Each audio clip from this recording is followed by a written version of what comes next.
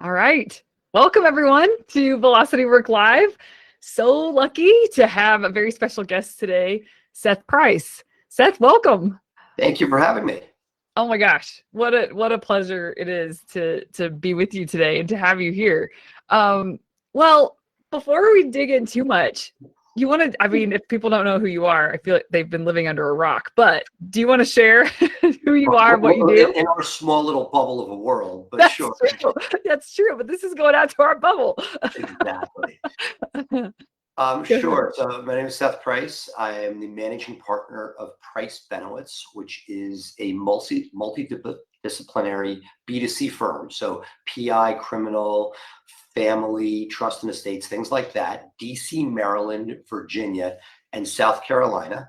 And in addition to my day job at Price Benowitz, I took my passion play, which was digital marketing. That's how we grew our firm from 2 to 40 lawyers over the last 10, 15 years. Took my in-house team about 7 years ago and created BluShark Digital, which went from a nominal side hustle to sort of one of the top couple names in SEO and digital marketing for B2C lawyers nationwide. So it's been a fun run, and I feel blessed. I sort of look at it like I have 2 teenage boys now, and we have a 7-year-old girl. We waited 5 years and rolled the dice for a girl, and I'm enjoying the 7-year-old so much because I know what it's not as cute later, and I feel like the mistakes that I made with 1 and 2, I'm trying not to make with number 3. And I feel like very similarly, running a law firm, which has lots of bells and whistles, ethical concerns, et cetera, that I've been able, as starting a second business, to sort of say, hey, what are some of the things that I wish that you could do differently when you start fresh? And that's been a pretty cool ride at BluShark. Okay, yeah.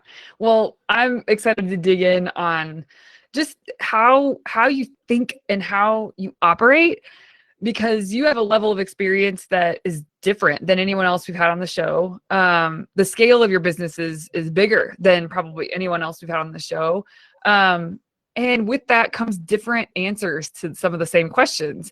So if you could take us back to, what year did you start the law firm? It depends how you count. Okay. Meaning, 07, 08 started to scale 09. Okay. And then when did you start BluShark? BluShark's about 7 years ago. Okay. All right. So with the firm, was the firm your first business? Yes and no. I left big law Oh. in DC to make my millions during the first .com bubble, and worked with a bunch of companies and was a founding employee of something called uslaw.com. That was a precursor to LegalZoom, FindLaw, et cetera. Wow. We had raised 10 million, had 40 million on the table. April of 2000 comes, the bubble bursts. By January of 2001, everything's gone.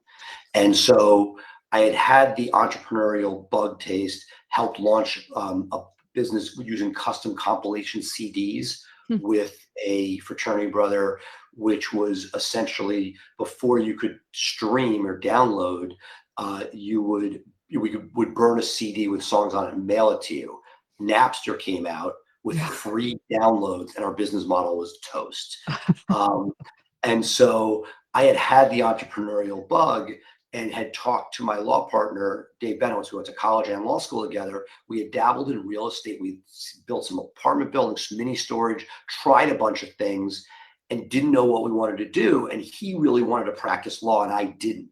So we decided to divide and conquer. I would work on building the business, the operations, the marketing, et cetera, and he would be the chief legal officer. And for 2 schmucks sitting in his basement, this sounded very grandiose. But I think that divide and conquer has been the secret to our success, in that, I speak to so many people, and you have clients in the greater Max Law community and other communities out there, where people are like, how do I do both? And I don't always have a good answer to that. Like, it's very hard to wear a marketing hat and a substance hat. There are people that do it, or if you get to a level of prominence where the people come because of your substance, that's great.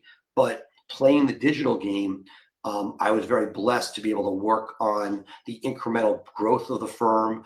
Early days, I'm the one placing the Craigslist ads when that worked, answering the calls, making phone calls out from 7 to 9:30 at night. My attitude was, if I called somebody at 9 o'clock at night and they said, "Why are you bothering me?" it wasn't the right employee. So there was a lot of sweat equity that went in that if I had to be in court all day, I never could have done in scaling and building the law firm. Right, right. Okay, I have more questions there that I want to ask, but I want to keep going with the question I had in mind to ask next was, share, if you can, your experience lifting the firm off the ground. Because I mean, you kind of have already started talking about it, because you were responsible for a specific role in the company and your partner was the lawyer, lawyering.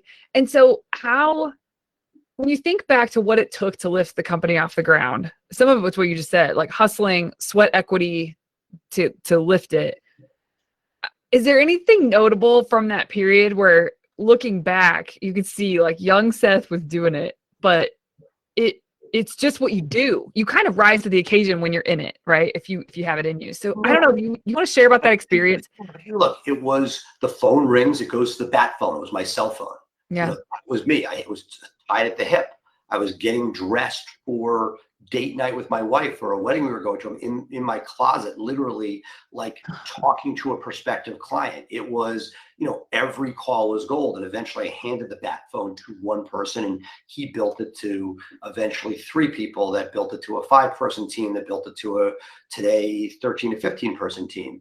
And then each of these pieces, but it's the fundamentals. It's like figuring out, again, mentors like a John Morgan are like, we're plumbers, we're not lawyers. When the hot water heater in your basement explodes, somebody's going to call to get that resolved. And the first person who answers the phone that they can find, who answers the phone, who sounds like they're going to be able to take care of this at a reasonable price, is going to get the business. And using that philosophy of retail for this B2C space, I'm in DC. There are plenty of people that just go and work their way through as a clog in the wheel of these, big law firms, and they can make a 7-figure living over time if they get lucky and make the right breaks and make the right connections to have some cases. You could do really, really well. I wanted to be able to control my own destiny and like the idea that we were building something. And look, those years I mentioned, 08, 09, they were brutal. The economy was not in good shape. The real estate correction was there. And that, I'd say that you making lemonade out of lemons, we were able to hire people that would have been really, people who are still with us 11, 12 years later.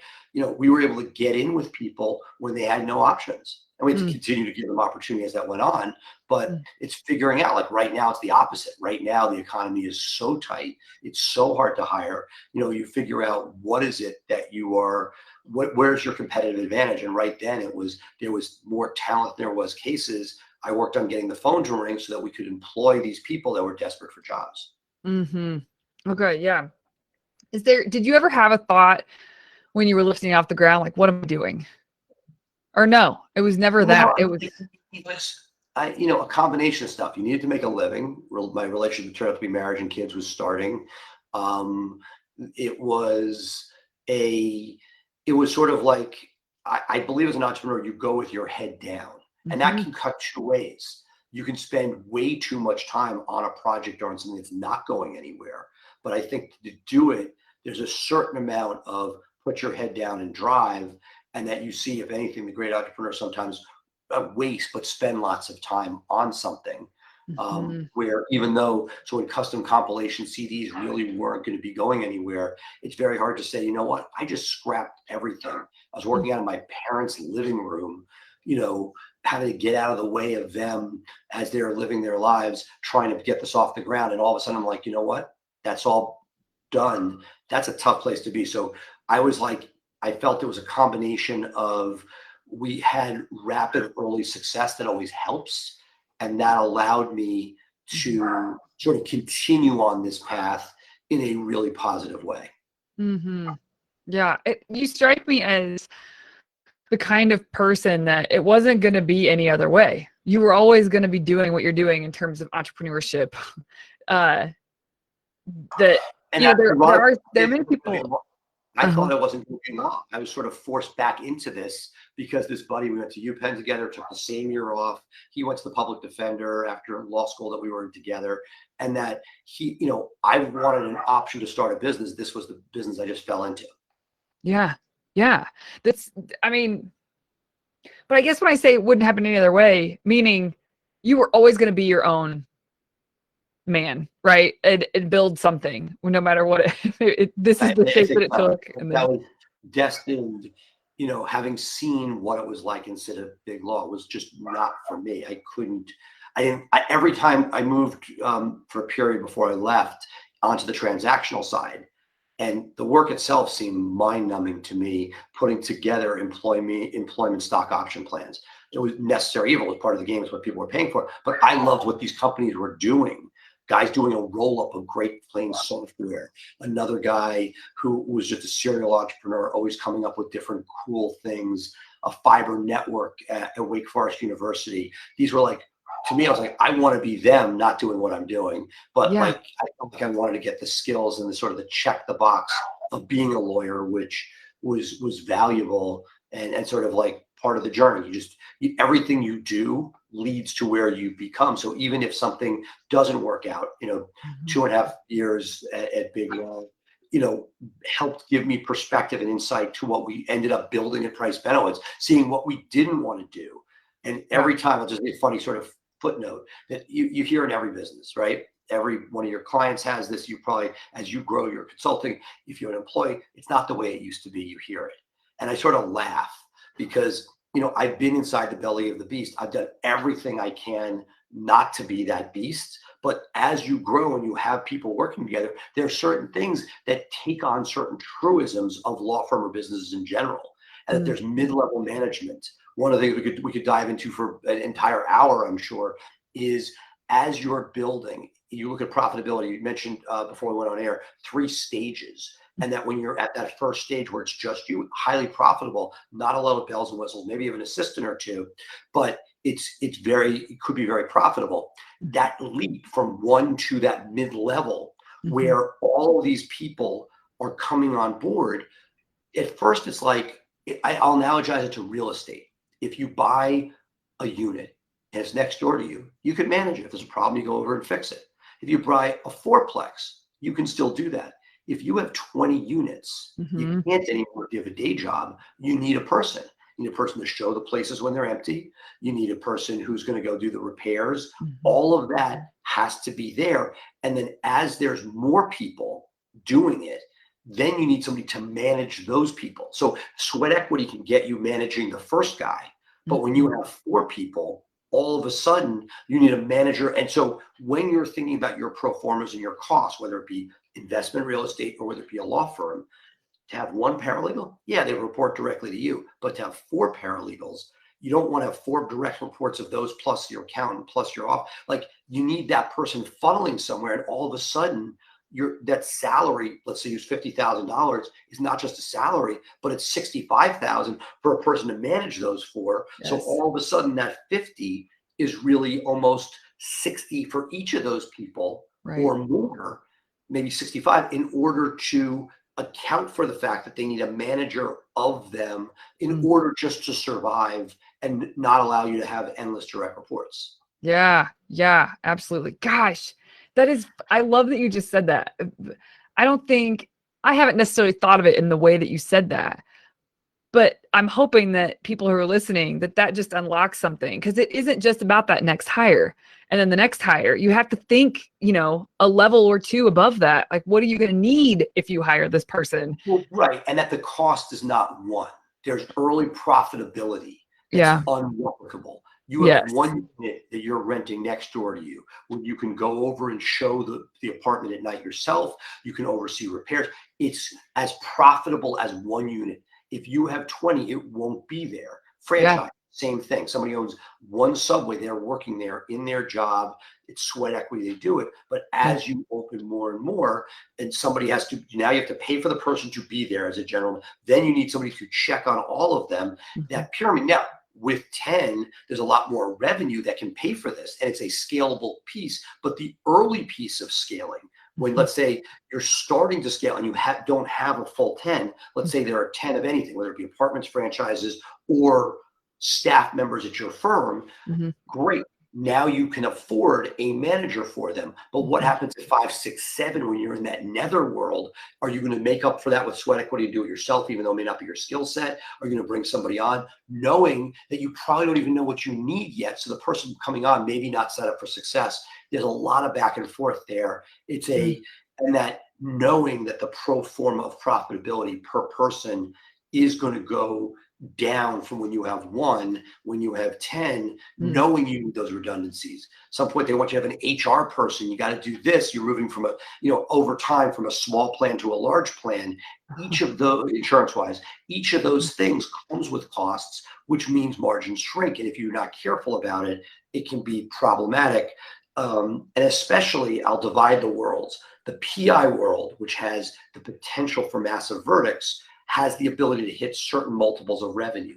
But when you're doing stuff in the immigration world, in the criminal world, I scaled criminal beyond most people to 20 lawyers. When you do these things, there are costs associated with it, which will bring down, your net margin, your ROI, and that it's just a thing. But if you don't anticipate that, you're going to be sadly hit when you see what those additional costs are to remain at scale. Yeah, absolutely. If you were going to start another business tomorrow, which maybe you are, how would you think about that now with that middle zone where it's like, you don't need 10 yet, but you're in the mid, like you need 5, 6 people. Would you at this point, is it important to you to have the capital to get what you need because you understand where this is all going to land, or I've never done it that way, so I don't know. And Jay and I just talked about this on Max Growth Live today. Price Benouts was not capitalized. I would say the best that BluShark was that it was incubated in another organization. So it had the equivalent of my parents' living room. It had a basement to be developed in. It had a client. It basically could, grow more naturally rather than, hey, we're starting today. And depending on how independent something is, if it's part of your life, like a limb being, grown out of you, it's much easier in some respects and doesn't need the capitalization than if you're saying, oh, I really don't have any resources. I'm starting let's say an employment business. I'm going to start being a recruiter for lawyers.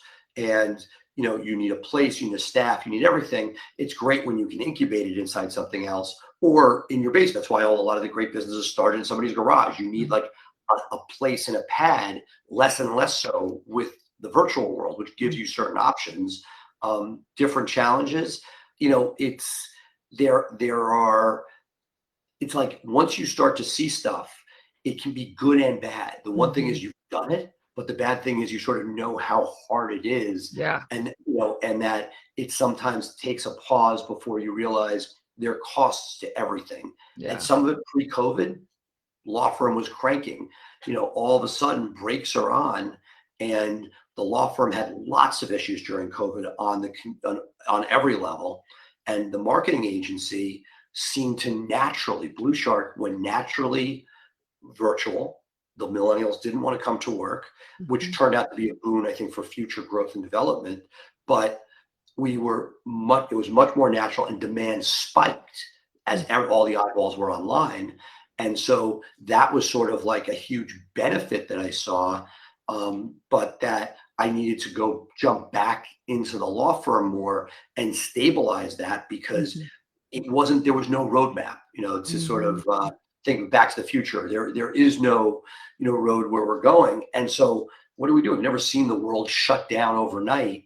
That was really scary. And that takes more sweat equity to navigate, because that needs your brain power rather than somebody who's put in place to manage. That person may or may not have the ability to audible. We had a situation where a senior person at the firm made the call when the world closed down on that Thursday.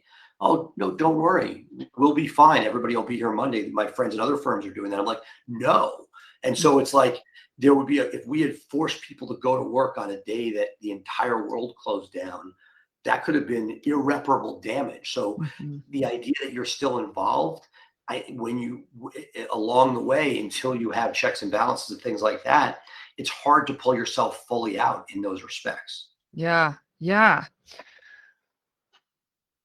My gosh, I feel like there's so many directions I want to go. Well, okay. Well, I do want to understand a little bit more. Let's just say you were starting a business tomorrow, and you're not going to fund it, right? Like it's going to need to, for the most part, grow, like be lean and grow and be profitable, so that you can continue to grow. My question is, when you do hit that, where you're not just you and an assistant, but you're not yet to that where all cylinders are running with 10 people and it's all dialed in.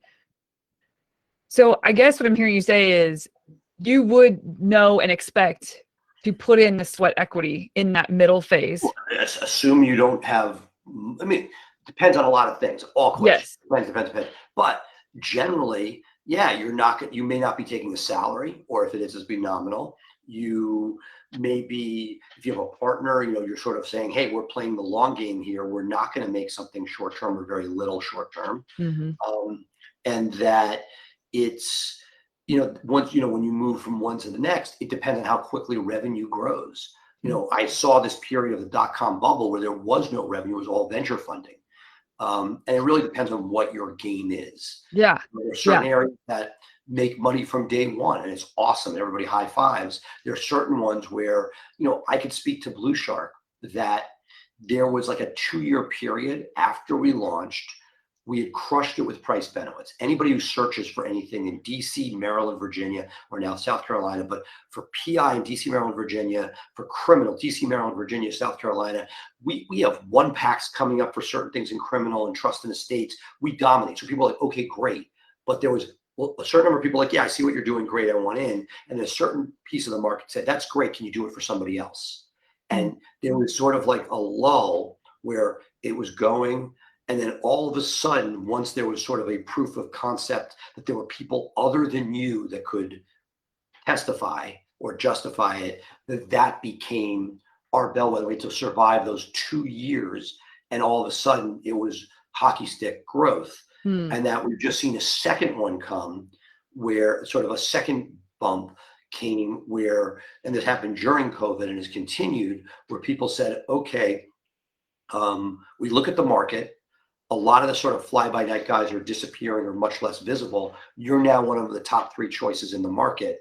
And at that point, it's really about, and to me, I'm sort of jumping from 2 to 3, phase 2 to phase 3, which is, I need to make sure that this is scaling well, because so many people, particularly in digital marketing and anything, if you scale your coaching, you have 10 coaches, that means you have a 10th worst coach on your team.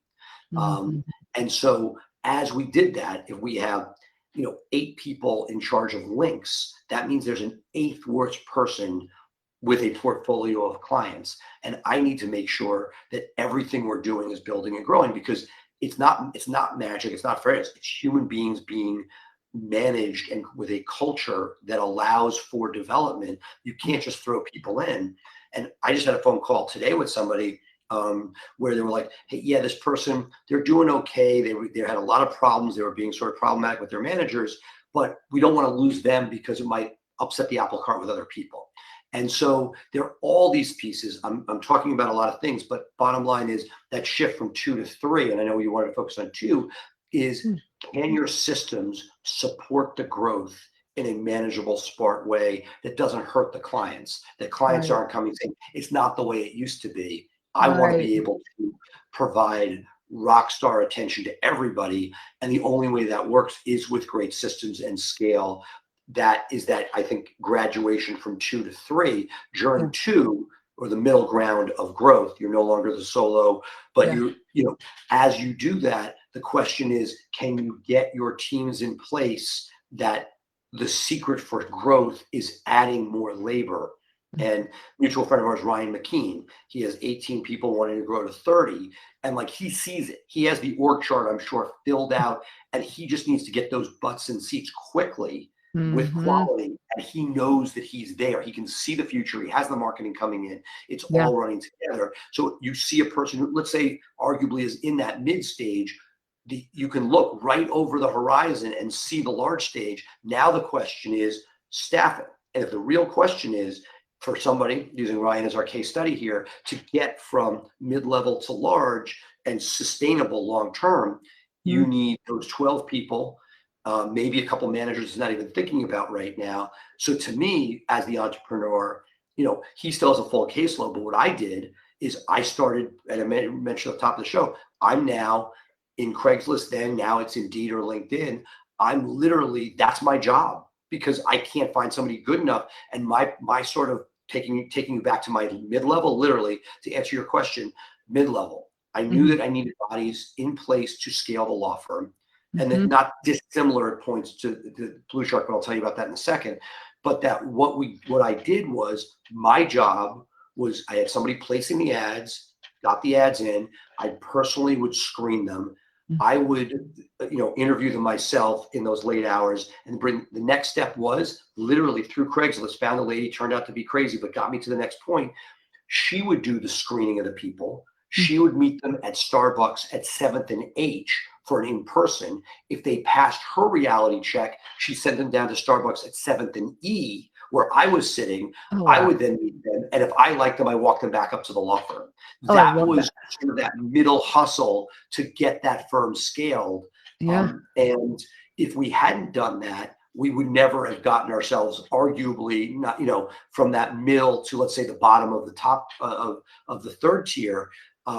Interesting enough, at BluShark, it was a very different process, which was, you had your early employees, but I was not able to hire my way with expertise. I couldn't find a PI lawyer or a criminal lawyer with talent, which is my predilection.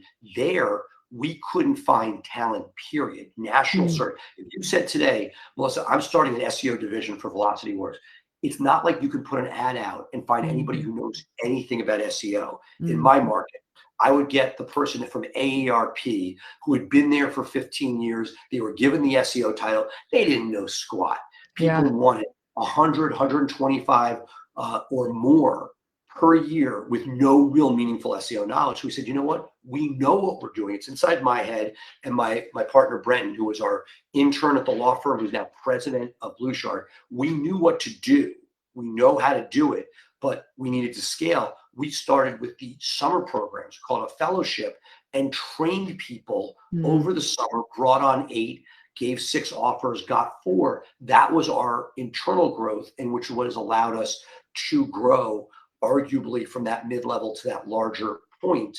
And that it's and right now, what I came back to our ops director with, which is, if we want to continue to grow sustainably, and let's take the business development team that I have, if I want to get myself out of that role, which I'm more and more doing, that we need to sort of say, hey, instead of bringing on 10 fellows, let's bring on 15 and find 1 or 2 people that can be part of intake/sales or some other department, but that if you want to supersize, that you need to sort of continue to build and grow that funnel, or have the recruiting elsewhere. But if you don't get the labor, you can't, you're going to end up with clients that say your quality has dropped. And that's the one thing I just have spent every minute with BluShark trying to make sure it doesn't happen, that we continue, that even if you have the third best person, that the quality, because of the systems, is still at the point where you can't do better elsewhere.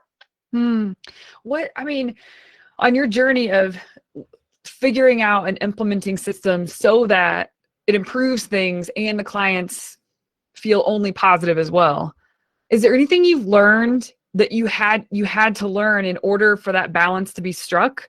Or not necessarily, it's just iterations of things? Oh, no. I would say the things that I learn, and I can't say that I always do, but this is true whether you're a lawyer with clients or an SEO agency with law firm client, if you figure out who either isn't buying in as a client and or is so problematic that no matter the money being paid, it's not worth it.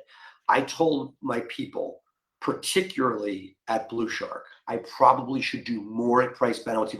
I say it to both.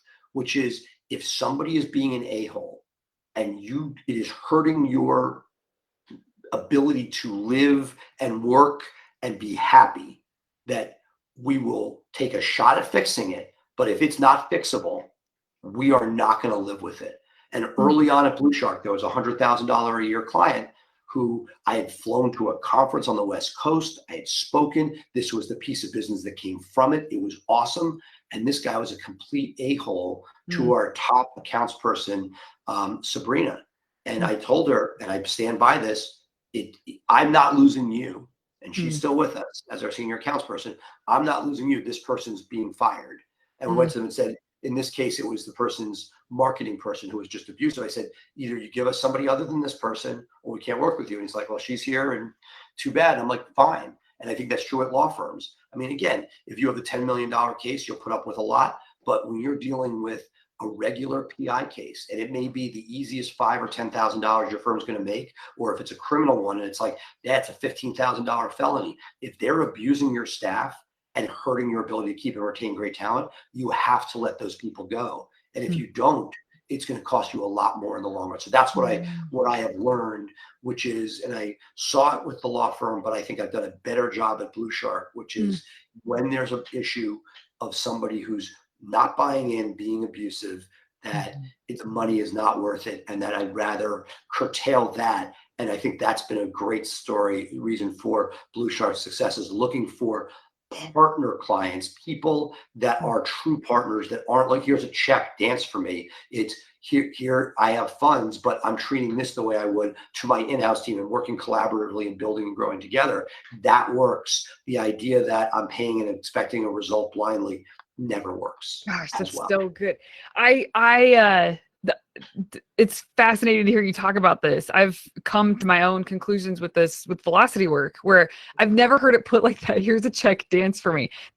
There have been instances where it's like that. I'm thinking, this is a no. Like, this is just a no. You got to be all in just as much as I'm all in on your stuff. So, I love that. Look, you have a great reputation. The times I've spent with you are like, I get it. I get what you can do for a law firm as a business, et cetera. And so but it's not fairy dust. If you want fairy dust, there are people that will sell that to you. What you're selling is closer to therapy than anything else. And that you don't go to a therapist and say, cure me. You go and you work on yourself, and they ask, like, half of it's inside of you. Most of the time, if you were to be honest about most of your clients, because I say that when people ask me for advice, it's literally the yellow brick road. It's inside of you the whole time. The question is, can somebody extract it? And, I look at like Nick Lason's one of my favorites, I think, who've been in your world. And like, these are guys that they came and like showed up at a John Fisher event, like, oh my God, look at all these people, they're so awesome. Like, no, it's inside of you. The question is, can somebody else extract that out of you and get you to do this? And that's the opposite of dance for me. It's like, I'm going to do these things. Can you give me the ammunition, the tools, the experience, and the mistakes you've made to try to short circuit that, but allow me to take what is inside of me. Half of it is belief of what's inside of you, and half of it being able to then work together to get that out. Yeah, absolutely. There's a flavor of desperation with the dance for me people. They're usually desperate and in a hurry to get a result that they expect you to get really quickly, and they don't understand the process. And I'm just thinking, for some law firms that may be very different. Like, your clients are going to be desperate, and that's why they're coming to you, period. Whereas a business like yours or like mine, the desperation is actually not, there's not a place for it here. Correct. And like, it's there, you could be desperate, but it's not going to get you any further. I looking sort of introspectively, if we lose a client at BluShark, it is generally from some outside force saying, what's your ROI? What's your ROI? And that's not an illogical question, but like most things, the first 4 months of coaching, there may not be an ROI. You're building a foundation. Now you have to look, don't be stupid about it. If Velocity has never helped build and grow a law firm and there's nobody speaking up for it, then there would be a problem, but that's not the case. Same with BluShark. We have over, 200, close 250 happy clients that, you should be at the point where you're like, you trust the process. We had this on the wall of our office pre-COVID. It has to be put back up. I think it is now at our new clubhouse, but trust the process. It's going to be rebuilding a website, building links, creating content. There may be 6 to 9 months with almost nothing. And if somebody's saying, where's the ROI? Where's the ROI? Well, that's not a bad question for a company to ask. And I'm not trying to poo-poo that. What I'm saying is, if you don't really understand the journey that you're on, same like here, my guess is there are people you have to break down before they can be built up, not like in a terrible way, but in a like, hey, your personality and way of leadership is toxic. If you want people to follow you as a herd, you're going to have to change that. And that's going to mean like, and it may mean the people you have with you aren't even on with you for the rest of the journey. So if somebody says to you where you are 4, 5, 6 months in, where's your ROI? It may not be a bottom line ROI because you're actually creating and building something. I think the analogy is there. Again, not to bury your head in the sand, and you have to know that you have bet on the right person. And that's what's so amazing in my digital space, the number of charlatans that are out there. And somebody always said, how are they going to differentiate you from them? I'm like, I feel like at this time we have enough success stories that it may not work for you. There could be, hey, you're in a hyper competitive market and the market, like the world keeps changing for whatever reason, it doesn't click. Fine. But like, it's not going to be for a lack of trying. And as long as you believe and understand the widget that you are buying, that's where it moves from dance for me to, okay, we're going to collaborate. We're going to find everything that's there. And when you do that, there are just awesome results that can happen. Yeah. Yeah. You mentioned just a minute ago that trust the process is on the wall, or it was, maybe it will be again soon. Is one of the questions I wanted to ask you is, are there any philosophies or principles that kind of roll around your mind that you tend to just abide by, like a quote or something else? I don't know. Is there anything that comes to mind when I ask that? There are truisms in my life, my business life. May not be answering your question, but I enjoy them, so I'll share them. So like, nothing's easy comes up a lot. Somebody gives notice, a role, everything's there, and it's just like, employees do crazy things. The outside forces do crazy things. Bar sanction issue, all sorts of stuff. Nothing's easy. So that's one truism. Trust the process is definitely one that we've lived and grown with on BluShark. There were a couple on the general business, having been both at digital marketing startups back in the day, through the law firm, through real estate, where we had a guy early on steal our $60,000 to $100,000 and put it into something he got scammed with, like crazy stuff you can't believe happened. So people suck. No good deed goes unpunished, and you can't teach common sense are the trio that will be the top of what book I write someday. Okay. The last piece on top of those three is that money solves almost any problem. There's some helpful ones that's tough. Even there, money can help. But I had a woman, she quit the other day. I couldn't have that happen. She was a paralegal for a key partner. We had some contraction in that office where we had lost a lawyer and a paralegal. So we were perfectly staffed. I didn't want to lose this person. And a $10,000 delta making her a manager and giving her much of what she wanted and deserved solved the problem. Angry clients, they're furious on the price benefit side. How about $2,000 credit on your, sure, they're the happiest person in the world. Money does solve a lot of problems. Now, if you throw money at everything, you're out of business and you're not profitable. But knowing that when stuff seems insurmountable, there's very often a dollar figure that will solve the problem. I love talking about money. I'd be curious. You gave some truisms, generally speaking. Do you have any that have to do with money specific? I mean, money solves almost any problem. I totally agree with that. Yeah. How do you think about money? My answer is probably shockingly naive. Okay. And that, I mean, in the sense that I put my head down to make it. I have found that I don't like to be successful. There's so many things you could have in the air, and that I try not to think of things that way. My law partner, Dave Benowitz, has taught me a lot in that one thing that he sort of instilled in me is that when you hire somebody, I think this is a great lesson. We don't look at a pro forma like, oh, this is a $50,000 employee. Take somebody who's starting out. It's a that rather it is $25,000 for 6 months or $125,000 for 3 months. Now, it can be dangerous because they're there and you then have that obligation, assuming you don't fire them, which is very hard to do.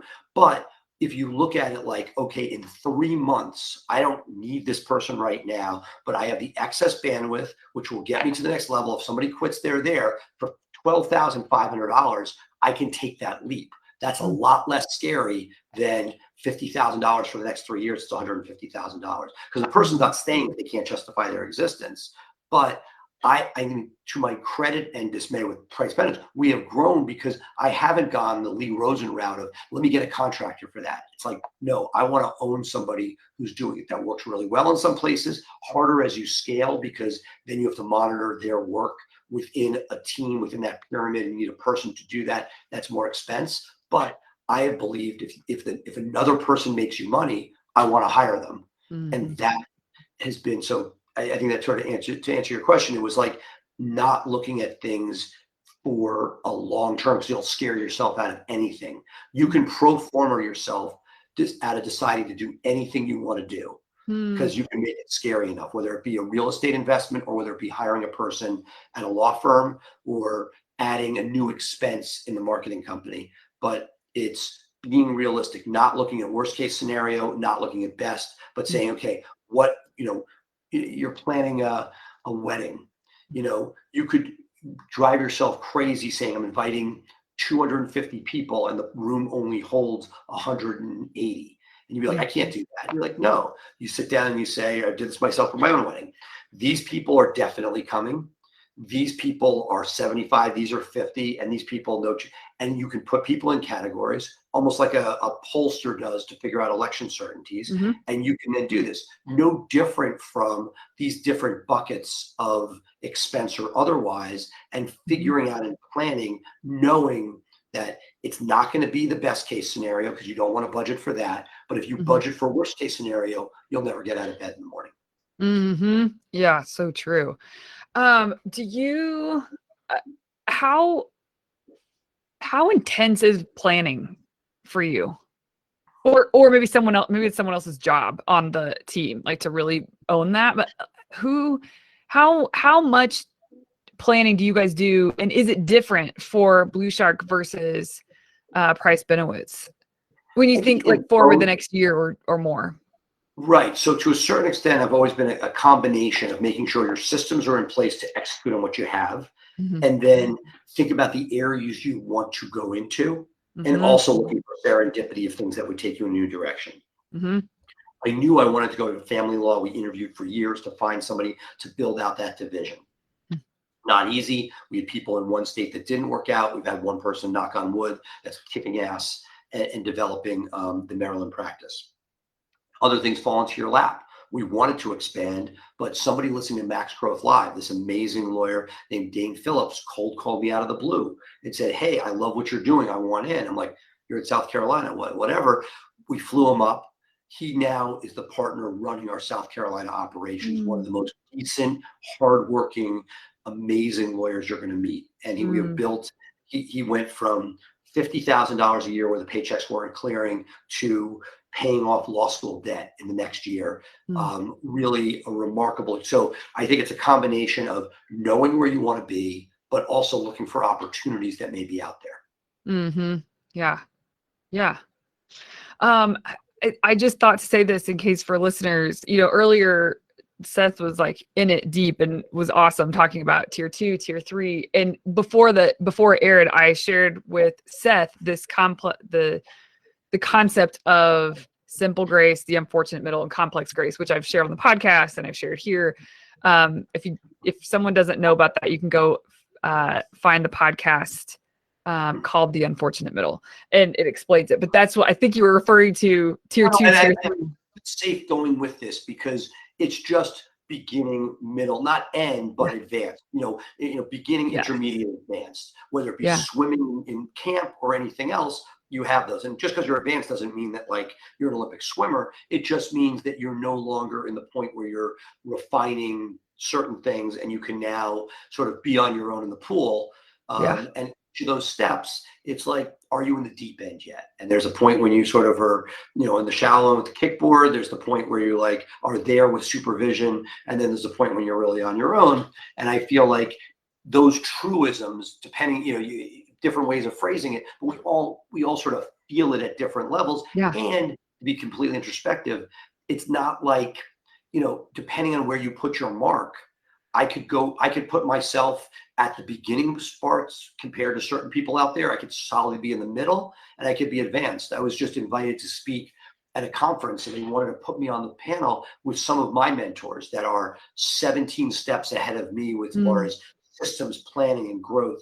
And I'm like, whoa, I can't. And they're like, you should be there. And I'm like, I don't think I should be there. But they're like, no, you should be there. And it's kind of, I think there's a certain amount of life in business, fake it till you make it. And there's a certain amount that, you being humble enough to know where you are, that you still have a lot to learn and grow. And I think it's the balance of the two. And you need both in both at different times. If you don't have the gumption to say, I'm going to be there, you're not going to get there. But if you think you're there before you get there, you're going to come off as a poser and really not do well with internal culture, people, and growth. Well, okay. So as you're talking about the advanced, I like the way that you're framing this too, kind of paralleled next to simple grace, complex grace, and then there's the unfortunate middle. And you're saying sort of intermediate, advanced. But in my mind, complex grace to me speaks to freedom for the founders and for the owners, the people who lifted it off the ground, that sense of freedom. To your point, there's times where that freedom isn't 100% of the time. You may have to step back in. IBM, the head guy, isn't there until his top deputy is caught at a January 6th insurrection. You know what I mean? Like you're only as good. Southwest, you think the CEO of Southwest can do whatever he wants until the pilots start walking off over vaccine mandates. And you're like, if that decision is going to be made, you could have a crisis management team, but your name and legacy is going on this decision. Are you backing down? Are you going to pretend that this is a weather thing? Or what are you going to do? Right. So I think that at some level, you're always there. You may get yourself out of day-to-day grind when the systems are really there. But it is, and that the more that you do that, and I can use BluShark as my best case study. I have realized, I've had the introspection, both myself and the team forcing this, that I should not be speaking to frontline millennial or now Gen Z workers. That if somebody is in that 21 to 25 category, which is a lot of our employment force, not all of it, but a good number, that when I open my mouth, their father is yelling at them. I could say, hey, have you ever thought of doing it this way? And all of a sudden, all their childhood drama and trauma is brought up in that moment. I generally, unless it's a social cocktail scene, unless it's my biz dev team, do not deal with anybody below a manager level, which frankly is probably the right way to go. We had somebody exiting not too long ago who was like an unhappy camper. And the fact is, I don't even know what's going on. I had met them at social parties and loved them. Apparently, friction had changed, but the idea that I'm there to advise and consult and jump in, but I'm not dealing with that day to day. I'm there to sort of work on, through, e-myth type elements, which is what are easier to do outside of law than in law. I truly believe that e-mything, we had Michael Gerber on Max Growth Live. It was an amazing episode if you haven't seen it. That said, and I didn't push him on there, we pushed more off camera, but he's like, you e-myth 100% or not. I'm like, the only way you e-myth 100% in law is to be LegalZoom.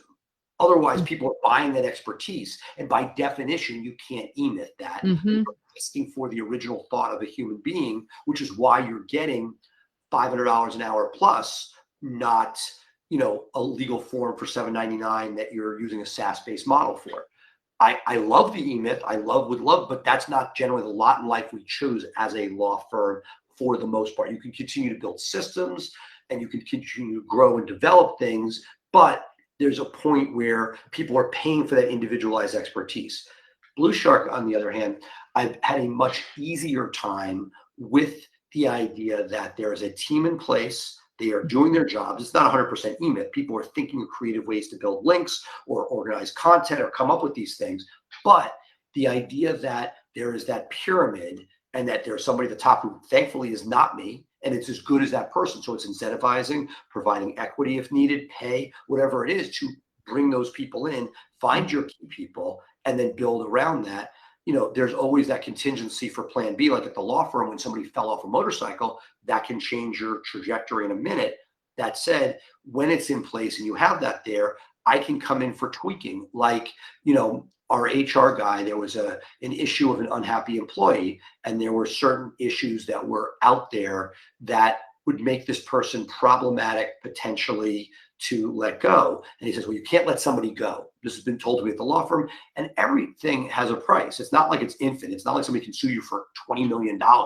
It's like, it's going to cost X amount as a nuisance suit or X amount as severance. And at the end of the day, unless you get really, really unlucky, you're going to have a price to it. And to me, that's where the entrepreneur comes in and says, okay, my lawyer is telling me this, but realistically, there's no liability there.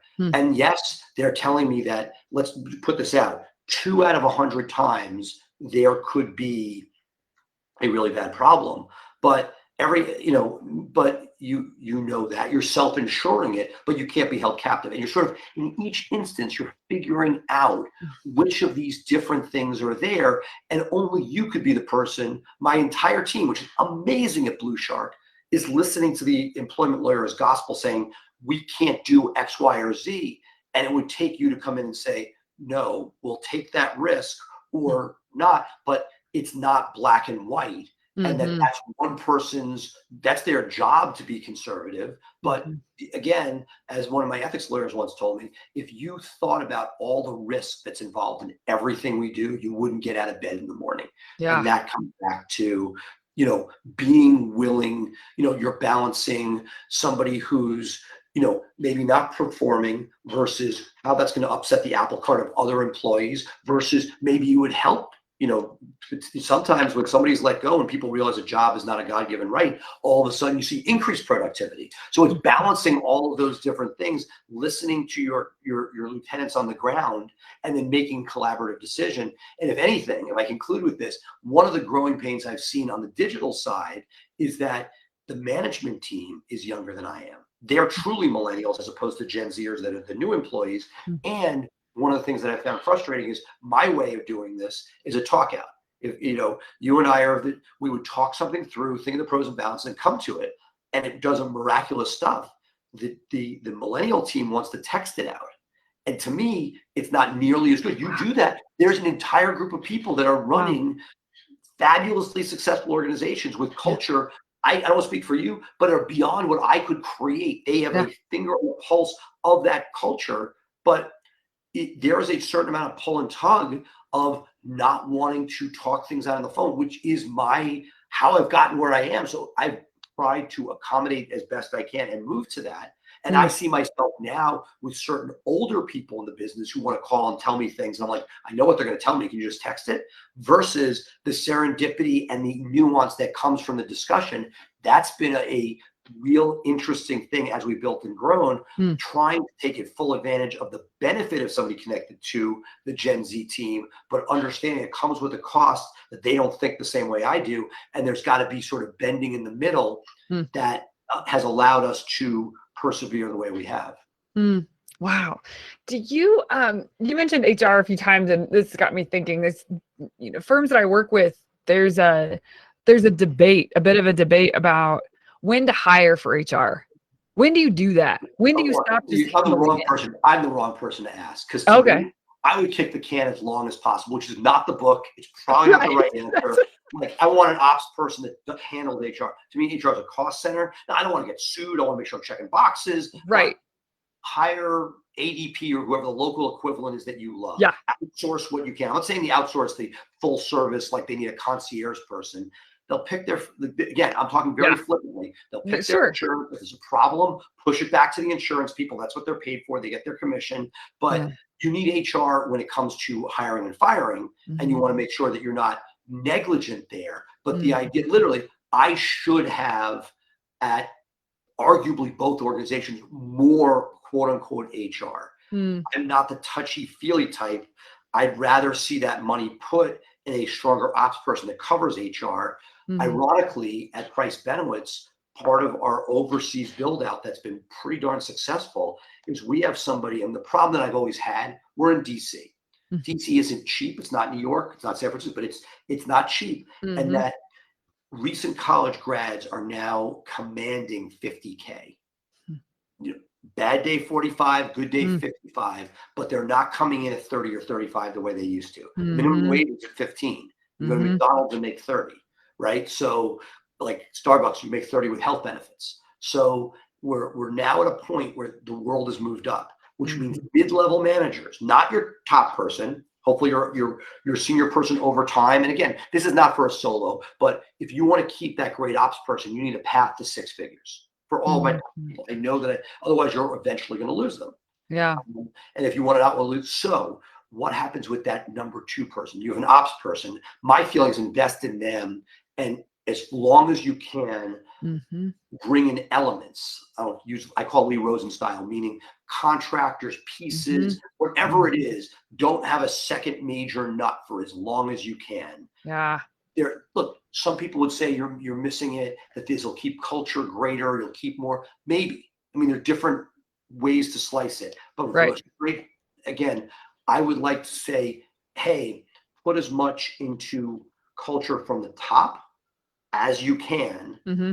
You know, I don't think anybody's going to replace Ryan McKean, one of my favorites out there. He's going to set a tone and culture. Put your money into an ops guy so you don't need to be there. Outsource the HR stuff for as long as you can. And again, my Band-Aid, I have a consultant report that says I need a second HR person. I brought somebody in from overseas who's amazing. And I'm not left with that, let's say, old school $60,000 to $80,000 mid-tier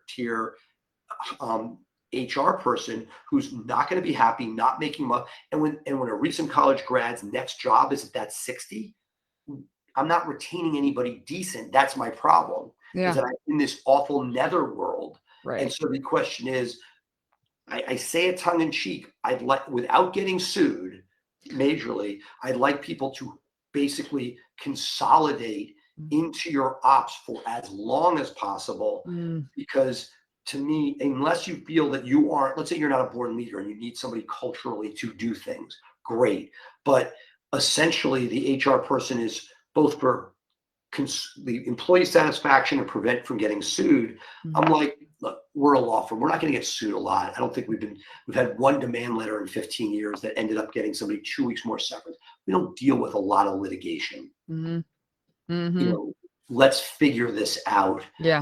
And just see what we're dealing with. Yeah. There's another question that hit my brain that I just want to poke and see what comes out of it. We're talking about money and how you think about money. And I'm wondering, way back when, like, has money always felt pretty easy? Not easy, like you don't have to work hard, but it's not an enigma to you. Like, money it's math. Does that feel like money is easy to create? Within reason. I mean, history is written by the victor. It's been today. I'm humble enough to know that could disappear tomorrow. Sure. Right? We saw during COVID, criminal law, we're the largest criminal player in the state. But if it did disappear tomorrow, you could do it again. Well, and I'd figure something out. Yeah. I don't know what, but we'd figure something out. Right. You know, a lot of people, like a lot of these podcasts, why I love this conversation is it's answering me. A lot of these people, and when I go to speeches and you hear the Tony Robbins, there's a story. I was destitute, I was a drug addict. I never had that. I feel like this comedian who's viral online who talks about she was like, she dropped out of college and she's like an attractive, upper middle class blonde woman. And she's like, yeah, there were a lot of options, a lot of things that could have happened. All of them were fine. Like, I don't want to bemoan this. Like, I've had non-successful moments in real estate where we, note to self, Baltimore real estate, not an ideal place to invest. But the thought that I was raised in an upper middle class family in Manhattan, I've had a good structured family. I know that if everything went wrong, and I did this when I started my .com at 28, I'd go live at home and have the Tropicana waiting in the fridge, and dry cleaning would be taken care of, and laundry would be done. And that I have a certain safety net. And maybe if I didn't have that, I'd have more of a drive and I'd be even more successful. I don't know. Yeah. So I have a hard time when there's the why. I haven't been abused. I haven't been an alcoholic. Like, there are a lot of things that drive people that are there. Yeah. Me, I'm like, I enjoy it. It's a puzzle. I like doing it. And I've found success moving the needle in a bunch of different areas. Yeah. For the first .com bubble, when we were doing Easy CD, we had nothing. We rented a cheap space. We sat on egg cartons, those plasticky things. We learned all of a sudden the major labels didn't want to license their music to us. What do? You're left with independent music, rap, and jazz. I don't know rap at all, but I knew that we needed that music. I cold called and made friends with the guy from Rap Sheet magazine. He invited me to speak at his conference in Atlanta on a panel about digital. I was the digital expert. Wow. You create your own opportunities. You find a way. Dougie Fresh is still on my speed dial to this day. Chuck D was like a quote unquote friend back in the day. Professor Griff called me his favorite Jew. I mean, what? I worked my way into a circle. Like, if there's drive and to me, it's a puzzle. It's like, okay, music, relationships are what's there. My job is to build that relationship, and it can't be fake. I didn't go in saying I love your music. I didn't know his music. I didn't like the music, but I was like, I loved what I was doing and being genuine. I think one of the images that was Flavor Flav at a digital conference is sitting holding a Big Mac in one hand, eating with his clock, and I'm explaining to him how to use a search engine.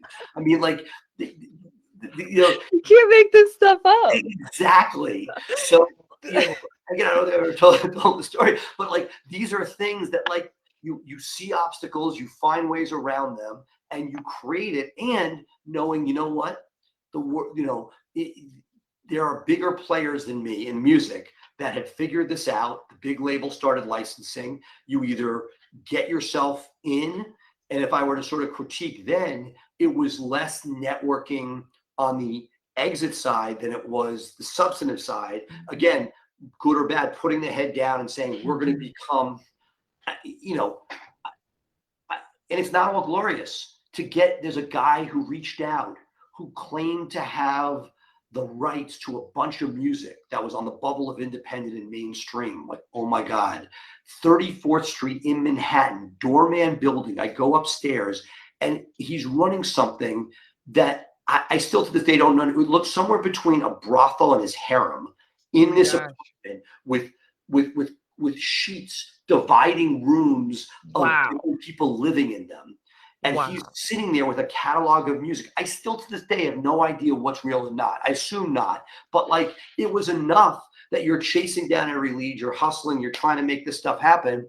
So, I've seen how difficult it is to make something from nothing. In the legal space, short of Arizona opening up the floodgates, we have a protected space. And even if we're not the best in business, and even if there's a John Morgan out there, we still are in a position where we are left with a relatively protected space for the moment. And while that's there, you have certain advantages that you aren't working against Fortune 500 companies for the moment, and that you have the ability to build your regional practice. Again, eyes wide open. I'm looking at what's happening, in Arizona, in Utah. DC's had this, but at some point the floodgates will open, and this is going to be a very, very different landscape. But for the moment, we have this protected universe. Whereas when I go on the digital side, anybody raises their hand could say they're the best SEO person in the world. They've never been in business before. They have fake reviews. There's no bar that's going to come down on them. It's the market, and the market isn't connected. So you're constantly getting battled, where, while somebody could battle you in your little market, and it's very upsetting, it's not the same as random people in Fort Lauderdale who have reinvented themselves for the third time and said, I'm trying to take you down. Yeah. I don't know if you know, I love hip hop and jazz. I did not know so that. I don't know if you can see that. I don't even know. That's Notorious B.I.G. and this is RBG. So it's my king and queen on the wall. So I'll give you two personal stories. My Okay. mom was in a camp bunk at Camp Shanahan back in the day, where the tennis counselor who slept in her bunk was Kiki, RBG. Oh, whoa. Yeah, she was the tennis instructor there. Wow. Yeah, and so Huh. I smile when I hear that story, and that I was just talking about this the other night, that one of the few true crossovers between jazz and mainstream arguably could be Nora Jones. Is that fair to say? Yeah. Yeah. And it was a middle school buddy who I've lost touch with, who was the most amazing guy, Jesse Harris of the Ferdinands, Hmm. who instead of taking a meeting from some creepy guy with dubious people living in his apartment, took a meeting with Nora Jones and ended up writing 90% of her album and Wow. Springsteen for the record of the year. I mean, Wow. just so. Just cool, like, so Yeah. mad Yeah. respect. And like, the fact is, I feel like it, it would have been really hard to make a substantial buck for me in the hip hop space, because I didn't enjoy it. I don't love Mm. music. And so I Yeah. do believe that if you do find something, and I think Mm. you have in your world, you Mm. love people, you don't despise lawyers, like, that this world allows you that 1-2 punch, that Yeah. ideally finding something where you do have the opportunity Yeah. to do something that you do love. Yeah. And so for me, my dad was a lawyer, non-marketed lawyer. Mm. I took that concept and built this law firm. He's now senior counsel. Mm. He's 86 years old, still practicing everyday trust and estates, has his own practice in New York. He's senior counsel to our firm and helps our trust Wow. and estates guys with war stories, and the idea that I liked the space, but I didn't want to be a trust and estates lawyer that was doing documents all day. If you Mhm. find what you do love, which is, like, I get along pretty well with lawyers. They're educated. They're Yeah. not, they are interesting people with interesting stories Yes. that are really, doing neat stuff. I Yeah. was able to say, okay, I love the business side. I love the marketing side. Let me take that drive and determination and play in this sandbox. Yeah. Um, Yeah. it's cool. We acquired this guy Bill, who had been at Page One Solutions, who was a legacy player in the digital space. And when he came over, his company got bought by a SaaS company, and he said, "You know what? I really don't want to be in the SaaS world. I really want to be what you're doing." And we sort of gave him a pad where he created a medical division that he sort of oversees and runs, and that's Mm. awesome. But I got to tell you, I got on the phone calls with the doctors when he first started in this medical division, MedShark Digital, and it was like, I looked at it and I'm like, I was not connecting with the people, just like I couldn't connect with the millennials. Ah. I'm like, hey, I think I'm pretty badass. I built these two businesses. Don't you want to listen to me? Like, they were like, no, we like Bill. Bill Oh. speaks our language. I don't speak doctor language. I speak Yeah. their language because I get it. I get what's inside. I've been there. And Yeah. for me, Oh, that's it's like, fascinating. that's been, I think, the 1-2 punch where you say, hey, what are you going to do next? Like, yes, you could do anything. I see 1,000 things in need. The intake space needs a ton of need. Recruiting takes a ton. There are all these areas that have tremendous need. But if it's not your passion play, is it going to work? Or could you find something that is your passion play within it Mhm. that allows you to give, because if you don't have that excitement, like I had the excitement of digital, but not for rap. But if you find that 1-2 punch where you really love what you're doing and you want to sort of be the evangelist for it, it makes it that much more interesting. Yeah. Yeah. Definitely. It definitely strikes me as we've talked, especially talking about the early days of you in business. You followed your nose. You've kept, like, you find an interest in something, you see an opportunity, and you go play with it and you get in there. And then, for whatever reason, one thing's shut down, whether you decided to or whether it happened to you, and then you move on to the next. And it seems like you've done a really good job of finding and playing on your interests at the intersection of opportunity and capitalizing on that to the best of your ability. And yeah, that's a trait that seems like uh lends it's a good ingredient for a recipe of success, for sure. That's pretty cool to hear. um what would you say, I mean, we're kind of coming towards the end of the interview. as you look back on your entire journey, like from really young Seth all the way till right now, which I still think you're really young, so that didn't mean that you weren't young. So, um, what are like one of the top 1 or 2 lessons learned that come to mind that now you've got under your belt, but you had to learn them?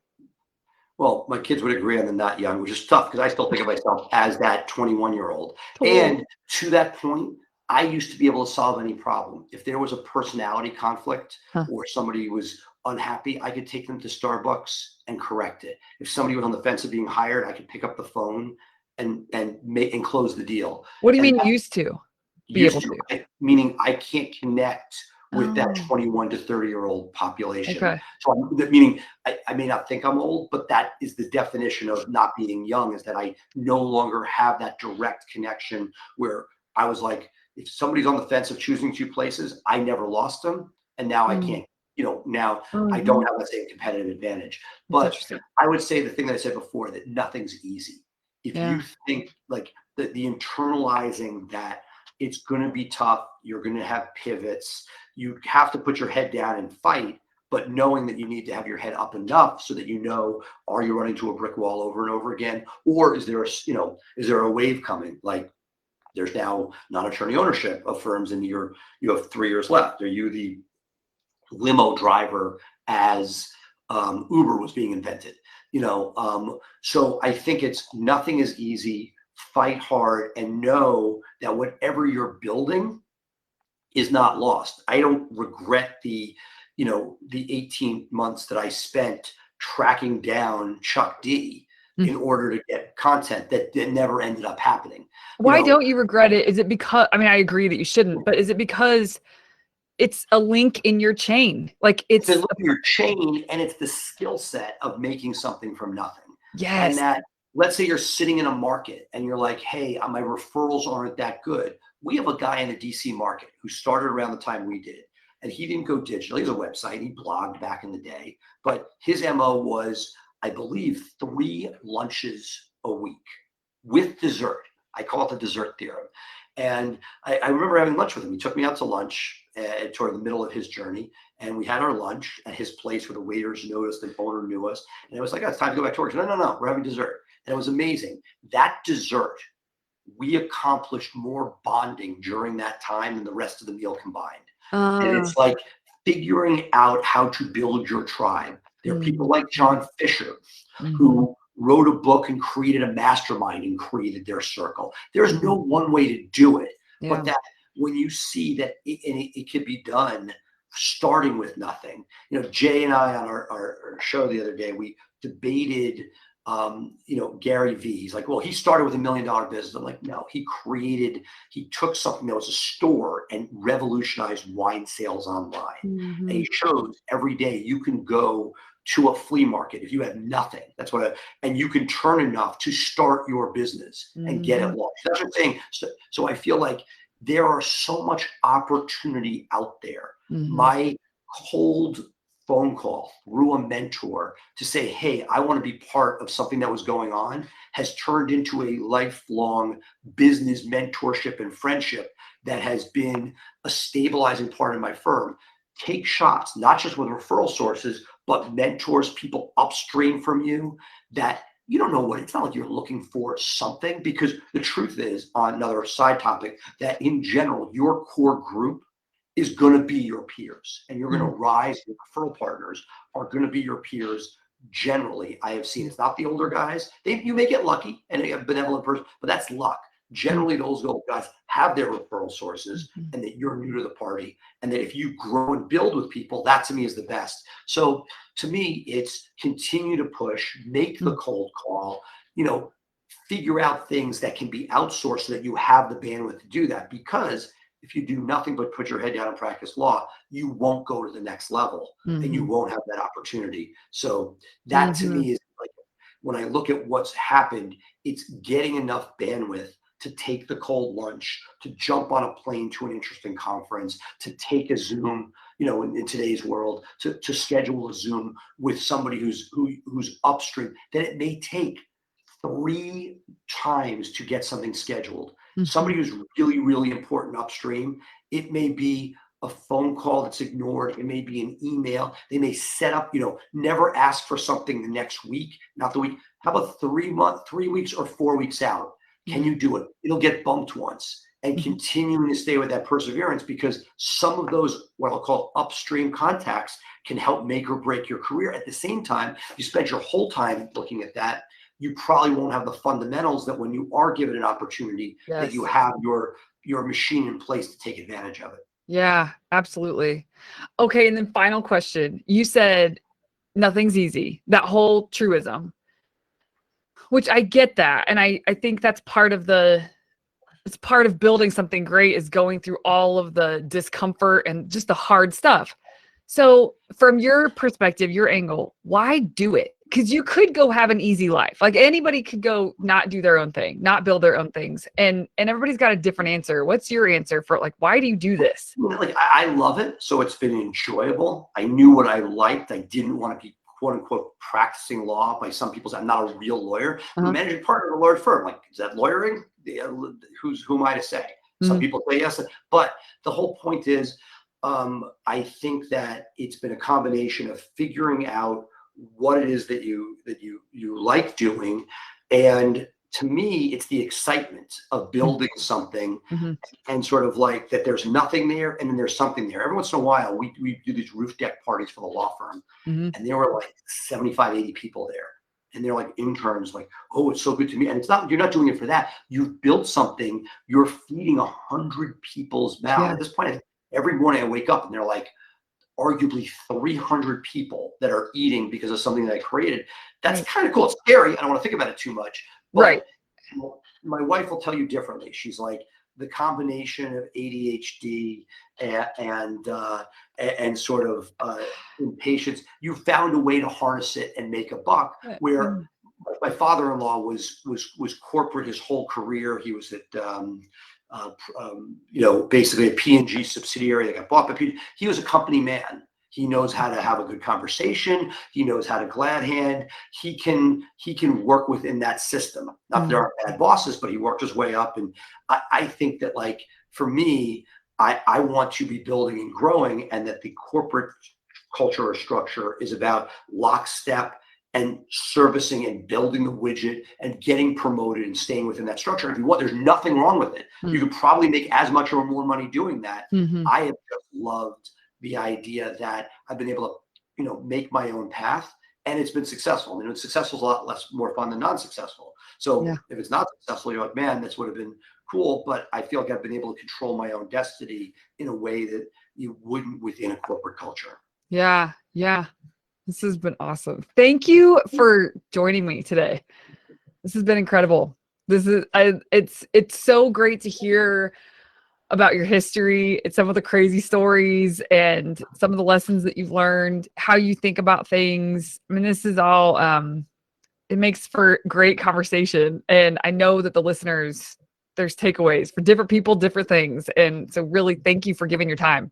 My pleasure. I love it. Can't wait to see you in person sometime soon. Yes, same. Send me the selfie you took at Max Law.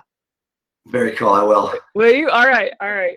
All right, guys. Thank you so much for tuning in. And thank you again, Seth. Bye.